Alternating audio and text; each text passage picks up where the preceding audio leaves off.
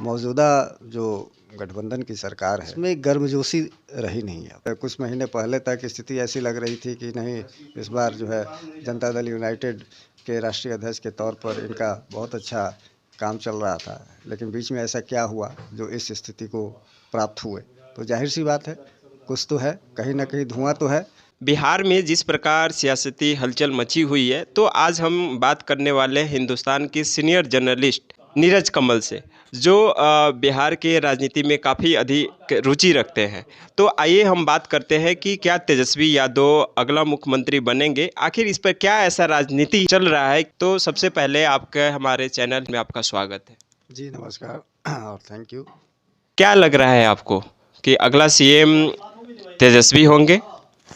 देखिए, सबसे पहली बात तो ये है कि ये जो सवाल ही अपने आप में बड़ा ही अभी के समय में रहस्यमयी बना हुआ है। लेकिन मैं तो कोई ज्योतिषाचार्य हूँ नहीं कि हम लोग भविष्यवाणी कर दें कि बन जाएंगे। लेकिन हाँ, अभी वर्तमान समय में जो सियासत जिस स्थिति से चल रही है, उसमें तो तीन बातें तो स्पष्ट है। और पहली बात तो ये कि मौजूदा जो गठबंधन की सरकार है उसमें गर्मजोशी रही नहीं है, उसमें बहुत सारी खटासें आ गई हैं। देखिए, पहले तो एक चीज़ जानना होगा कि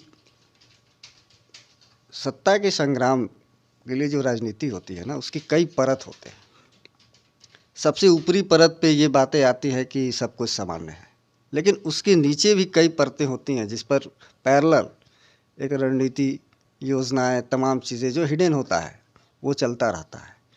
लेकिन अभी आपका कहना है कि क्या तेजस्वी मुख्यमंत्री बनेंगे, तो देखिए, ये जो गठबंधन हुआ है, ये गठबंधन इसीलिए हुआ है कि राष्ट्रीय जनता दल तेजस्वी यादव को मुख्यमंत्री के तौर पे देखे या उन्हें मुख्यमंत्री बनाना है। ये मूल मकसद यही था। अब ये मकसद कितना कामयाब होगा ये तो आने वाला समय बताएगा, लेकिन मौजूदा जो परिस्थितियां बता रही हैं कि उस तरफ कुछ बहुत सारी चीज़ें इशारा भी हो रही हैं कि हाँ, उस तरफ कदम बढ़ रहा है। लेकिन ये इसका परिणाम क्या होगा ये आने वाला समय बताएगा। लेकिन हाँ, राजद का मुख्य मकसद यही है कि तेजस्वी मुख्यमंत्री बने, और किसी भी पॉलिटिकल पार्टी का या उसके नेता का या उसके कार्यकर्ता या जो भी है, उनका एक अपनी महत्वाकांक्षा होता है, और ये सही भी है, होना भी चाहिए, क्योंकि इसी के लिए भी वो तो आए हैं। अच्छा, ये बताइएगा कि चिराग पासवान का भी नाम आ रहा है, तो उस पर क्या आपका मानना है? नहीं, अभी मौजूदा परिस्थिति में चिराग पासवान का तो ऐसा कुछ सीन दिख नहीं रहा है। लेकिन राजनीति है, राजनीति में कुछ भी संभव है। अभी आने वाला समय ही बताएगा कि क्या होगा। लेकिन हाँ, इतना तय है कि अभी वर्तमान समय में जो बिहार की सियासत है वो कब किस करवट ले लेगा, इससे कहना बड़ा मुश्किल है। अच्छा, ये ललन सिंह के बारे में क्या मानना था आपका? क्योंकि अभी वो उनका मानना था कि ललन सिंह उप मुख्यमंत्री और तेजस्वी मुख्यमंत्री, इसमें कितना सच्चाई था इस बात में? देखिए, सच्चाई की तो बात दूर है, क्योंकि इस पर आधिकारिक तौर पे तो किसी का बयान आया नहीं है।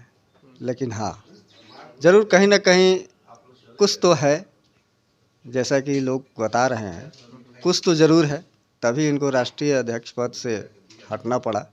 वरना कुछ महीने पहले तक स्थिति ऐसी लग रही थी कि नहीं, इस बार जो है जनता दल यूनाइटेड के राष्ट्रीय अध्यक्ष के तौर पर इनका बहुत अच्छा काम चल रहा था। लेकिन बीच में ऐसा क्या हुआ जो इस स्थिति को प्राप्त हुए।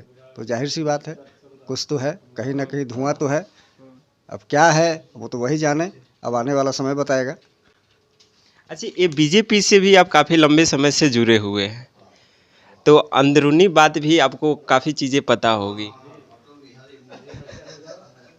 देखिए, ऐसा कि आपका सवाल जो है कि बीजेपी से जुड़े हुए हैं, पहली बात मैं बता दूं, मैं बीजेपी से जुड़ा हुआ नहीं हूँ।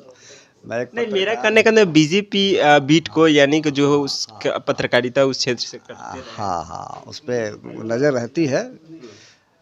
जहाँ तक आपका ये सवाल है कि बीजेपी की इसमें क्या भूमिका है, तो बीजेपी तो एक तरह से कहिए तो उसके दोनों हाथ में लड्डू ही है, वेट एंड वॉच की पॉलिसी में है। लेकिन कुछ बातें हैं, आज से करीब एक सप्ताह पहले तक खुद बीजेपी के कई कार्यकर्ता ऐसे थे जो ये कह रहे थे कि बहुत जल्द सरकार बदलने वाली है, ये होने वाली है। तो ये सब चीज़ें इसका कोई बहुत अभी मतलब नहीं है, लेकिन हाँ, ट्रैक रिकॉर्ड जैसा है उसके हिसाब से आप अंदाज़ा लगाने के लिए स्वतंत्र हैं। उसी तरह हम लोग भी अंदाज़ा लगा रहे हैं कि शायद फिर से यू टर्न ले लें।